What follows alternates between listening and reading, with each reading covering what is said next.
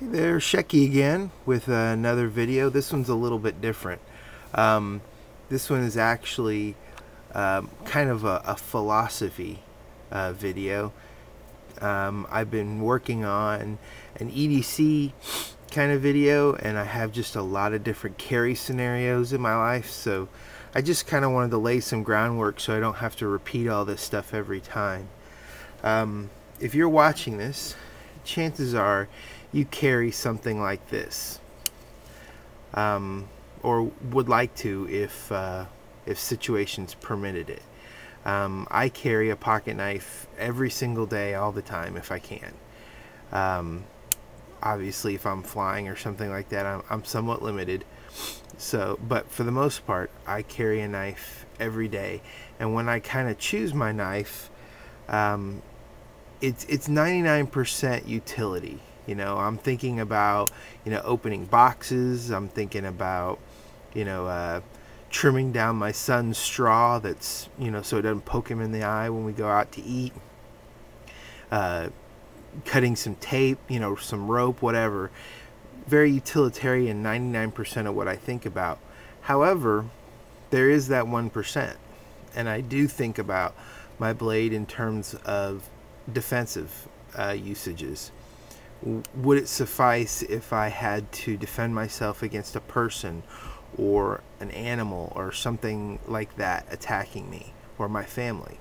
And I think the answer is yes, it would work, but it's certainly not ideal, especially if they're deploying better means of harming me. And that's why I also carry this.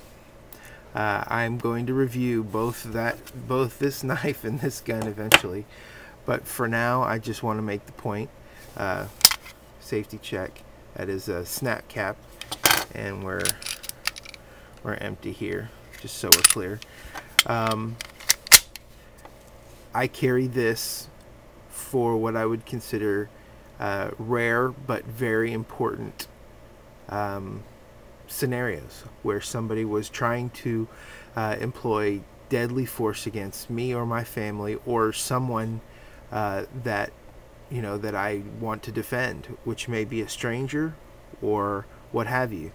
But this is to protect myself in deadly force confrontations only. And what most people don't realize is that A, those situations are very rare, but they do happen. And B, this can only be used when deadly force is being used against you. And that's a very, very important point as I get to the third part of my, I'll call it my self-defensive EDC. This I don't imagine I will use very often. I pray I will not use it very often. I pray I'll never use it at all in a self-defensive manner. In my state in particular, if you pull out your gun and you're a concealed handgun person, which I am, if you pull out your gun, even if you don't use it, you're still required to report it to the police. And so then you're getting yourself into just a whole quagmire of issues, and you really have to know when this is okay. And that's what I'm getting, what I want to get into real quickly. If you're at a club and you're allowed to carry, which a lot of places don't allow you to carry, which is something I'll address in a minute. If you're at a club and you accidentally bump into a guy and he decides to take offense to that, and let's just say he just turns around and punches you in the face. If you get this out, in my state at least, and I don't know how it is in yours, if you get this out, even show it, you're going to go to jail. Okay, that's a very important thing. And really, you have to think about this gun in terms of usage. If you're going to get this gun out, you need to be thinking, I'm going to utilize this gun if necessary. I'm getting this gun out for the purpose of utilizing it. It doesn't necessarily mean you're going to pull the trigger, but you're getting it out for the purpose of pulling the trigger. If that diffuses the situation, great, but we don't pull our gun to defuse the situation. We pull our gun to use it. And so you have to really ask yourself, is it worth it to shoot someone over punching you? And then, of course, there's the legality question. So my point here is, if you're carrying this and you pull it in a non-life-threatening situation, you're going to get yourself in a world of trouble. And that's why I think every bit as important in your self-defensive EDC is this: pepper spray. Now, I know a lot of people think that pepper spray is for ladies' purses and, you know, for joggers and such like that, and for mailmen. But this, I think, is every bit as important, because first of all, if you're going to get into a confrontation, more than likely they're not going to deploy deadly force. People just that's just not going to happen as often. It's not going to be nearly as often necessary to use this as this will come into play.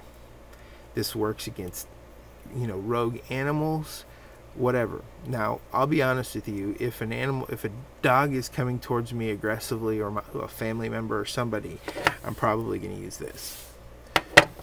But if a person is behaving in a manner which is threatening towards me, or if they're actually threatening to harm me or a family member, that's what this is for.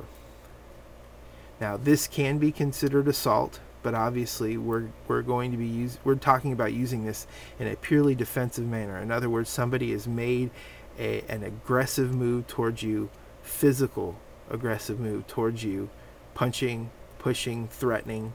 That's when this stuff comes into play. Now, obviously, I'm no legal expert, so you need to consult with your local laws and even talk to a police officer if possible about when is okay to deploy this, where you won't be considered guilty of assault. But I can tell you from my experience, it is far more frequent that somebody's just going to be, let's say, drunk. If you're walking around downtown, like the city I'm in has a really nice downtown, movie theaters, you know, regular theaters, great restaurants. If I'm walking around downtown, most likely I'm carrying this. But sometimes it's not appropriate to pull that, and as a concealed handgun licensee, I need to know which situations warrant the gun and which situations warrant the pepper spray. If some guy gets punchy with me, this is what I'm getting out. And I think that's very important. The other point that I wanted to make real quickly, and I'm running out of time here, but I wanted to make the point real quick. I don't know about where you live, but where I live, a lot of places don't allow you to carry these. And I'm not one of those gung-ho people who will not go someplace simply because they don't allow concealed handguns. And I fully support the right of a business owner to say, I don't want concealed handguns in my place of business. I think it's ignorant. I think they're wrong, but I support their right to make that decision. I'm not really wanting to see laws saying business owners can't, you know, prevent concealed handgun people, because again, we're talking about the government limiting private individuals, which I never think is a good thing, unless we're talking about, you know, harming another person or something like that. So just a quick philosophy video, not that quick, but this is probably what I would consider, this is with me all the time. If I believe that I'm going someplace that won't permit me to carry my handgun, this is still with me. You know, the only place I don't carry either of these is on an airplane, or someplace where I'm going to be passing through a metal detector, because this is metal. Real quickly about this, buy good stuff. This is from Sportsman's Guide. It's kind of a generic, but it's very high quality stuff. I've talked to people about it who've owned it before, squirted it, and it works very well. You got to worry about junk inside of it, making sure that little pieces don't get jammed up in the nozzle. But anyway, that's my self-defensive EDC philosophy video. If you have any questions, feel free to shoot me a PM or comment, and I'll see if I can answer back.